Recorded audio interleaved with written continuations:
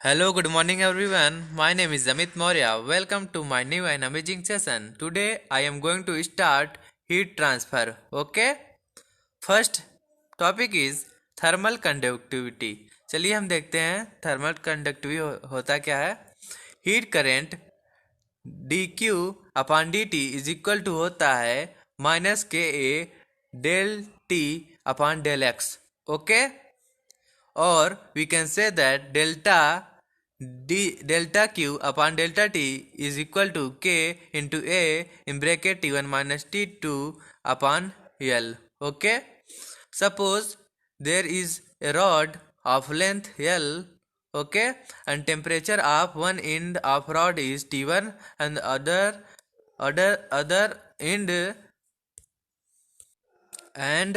end of rod have temperature T2.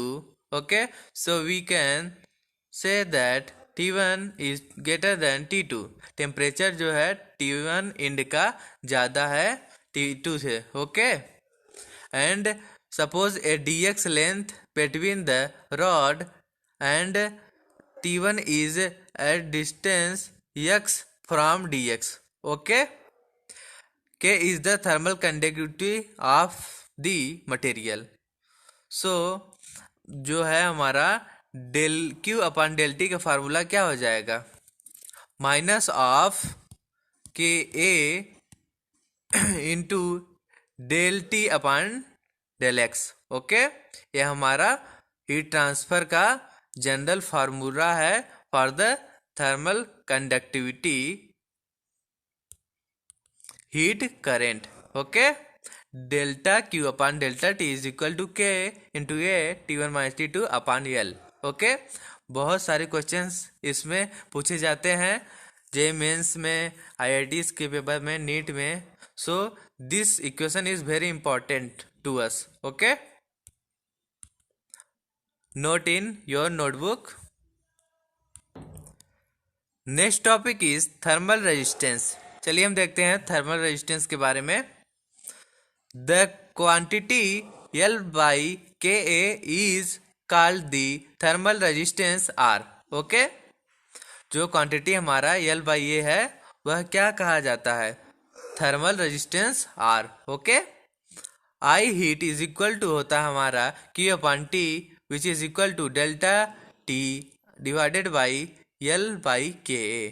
Okay, I heat is equal to होता है delta T upon RT। Okay, where RT is a thermal resistance.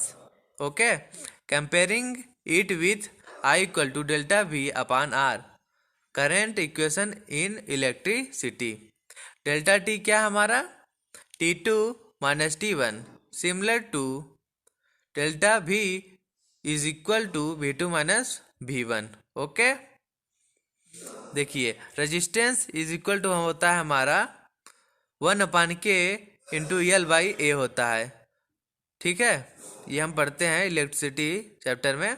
Similarly इसमें क्या होता है, sorry जो है हम हीट एंड इलेक्ट्रिसिटी चैप्टर में हम पढ़ते हैं R equal to rho into L by A. और जो हमारा हीट चैप्टर में ये जो हम पढ़ रहे हैं चैप्टर, इसमें हम पढ़ते हैं resistance R T is equal to होता है 1/K into L by A. L क्या हमारा लेंथ होता है, ए एरिया होता है, और के जो हमारा थर्मल कंडक्टिविटी होता है। ठीक है, और इस केस में जो करंट में पढ़ते हैं हम, आर रेजिस्टेंस होता है, रो क्या होता है रेजिस्टिविटी होती है, और एल क्या होता है हमारा लेंथ, ए एरिया होता है। Okay, next topic is series and parallel connection of rods. चलिए हम देखते हैं सीरीज और पैरेलल कनेक्शन ऑफ रॉड्स को। ये क्या हमारा सीरीज कनेक्शन। चलिए सीरीज कनेक्शन को हम देखते हैं। मान लीजिए एक रॉड है जिसका K1 थर्मल कोफिशिएंट है और K2 नेक्स्ट रॉड का, और दोनों ही रॉड क्या है, ज्वाइन है सीरीज में। ओके, एक का लेंथ L1 है, दूसरे का L2 है। ओके, एक का एरिया A1 है, दूसरे का A2 है, और एक एंड का टेम्परेचर T1 है, अदर एंड का T2 है। ओके, तो हम R1 कैसे लिखेंगे, R1 equal to L1 divided by K1 into A1। Okay, और R2 क्या लिखेंगे, R2 equal to L2 divided by K2 into A2। Okay, equivalent is equal to R1 plus R2. Generally, we write equivalent thermal resistance is equal to R equal to R1 plus R2 plus R3 and so on. Series में जो है हमारा resistance जो होगा क्या होगा, add होगा, ठीक है, सीरीज कनेक्शन में। वेयर वेयर हम क्या पढ़ते हैं, जो हमारा रेजिस्टेंस है क्या है, R इक्वल टू होता है L डिवाइडेड बाई के ए होता है। तो हम L1 divided by K1 plus A plus L2 divided by K2 plus A2, ऐसे ही सब सो ऑन हम ऐड कर देंगे सीरीज के केस में। Here second is B is parallel connection. देखिए R1 equal to L divided by K1 A1, R2 is equal to होता है L divided by K2 A2। मान लीजिए दो रॉड हैं, दोनों ही क्या हैं, पैरेलल कनेक्टेड हैं, ठीक है। एक इनका टेम्परेचर T1 है, अदर T2 है। ओके, तो इस केस में हम रेजिस्टेंस को कैसे लिखेंगे, R equivalent is equal to 1/R1 plus 1/R2 plus 1/R3 and so on. इस केस में रेजिस्टेंस जो है हम ऐसे ही फाइंड आउट कर लेंगे। ओके, देखिए ये इसका कोफिशिएंट K1 है, इसका K2 है, लेंथ जो है दोनों रॉड का क्या है, L है, ठीक है। और जो है एरिया इस एंड का क्या ना A1 है और इस एंड का A2 है। ओके, मतलब इसका एरिया जो है A2 है, इसका A1 है। दोनों को ही हम इक्वेशन को लिख लेंगे, जैसे R1 equal to L divided by K1 A1 और R2 इक्वल टू हो जाएगा हमारा L divided by K2 A2। दोनों को ही 1/R1 plus 1/R equal to 1/R1 plus 1/R2 1/R3 की तरह लिख लेंगे, तो हमारा R जो है इक्विवेलेंट निकल कर आ जाएगा। Okay, equivalent thermal resistance R। Next topic is Kirchhoff law. चलिए हम देखते हैं किरचॉफ लॉ को।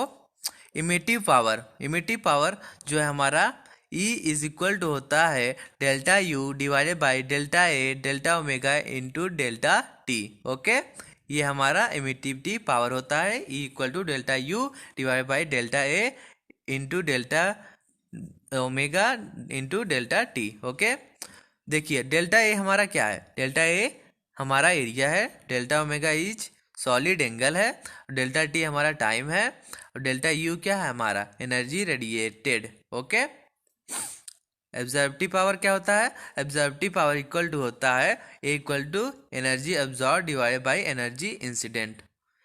एब्जॉर्बिव पावर क्या होता है, एब्जॉर्बिव पावर इज इक्वल होता है energy absorb divided by energy incident. Kirchhoff law क्या है हमारा, Kirchhoff law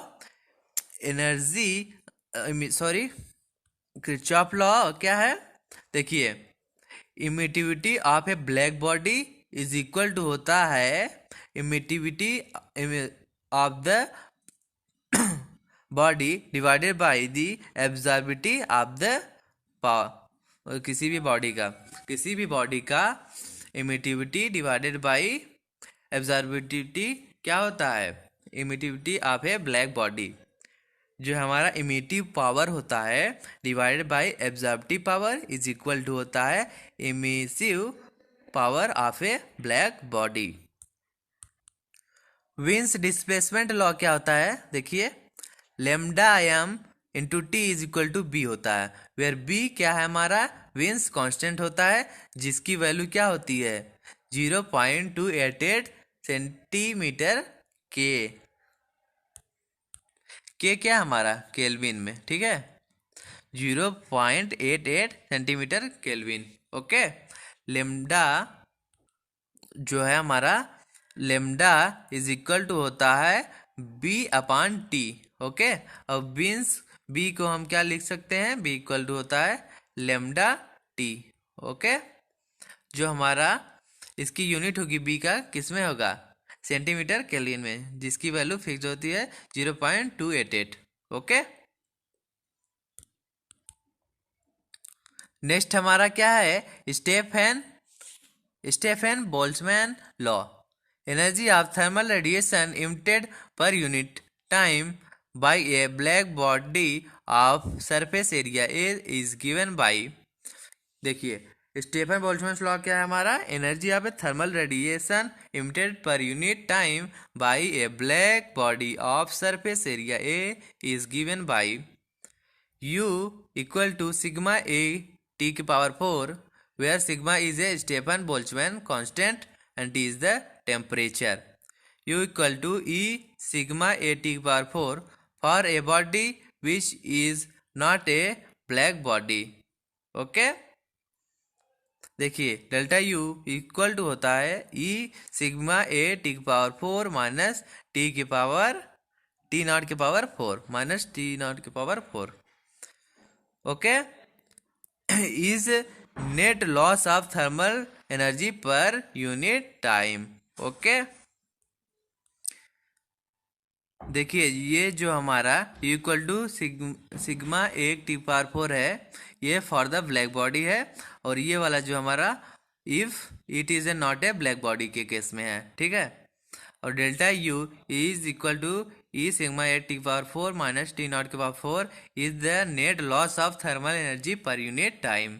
okay, Stefan Boltzmann law क्या है, energy of thermal radiation emitted per unit time by black body of surface A is given by U equal to sigma A T power 4.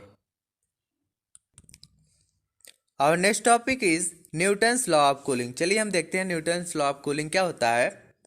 Rate of cooling of the body is directly proportional to difference between absolute and surrounding temperature and the surface area to the temperature exposed. देखिए rate of cooling of the body is directly proportional to difference between absolute and surrounding temperature and the surface area to the temperature exposed. Okay, देखिए del T upon del capital T divide by del small T is equal to minus of B A T minus T naught. जहाँ पर जो हमारा A है क्या है, surface area है, T is क्या है हमारा एब्सोल्यूट टेम्परेचर है, B is a constant and where T naught is surrounding temperature.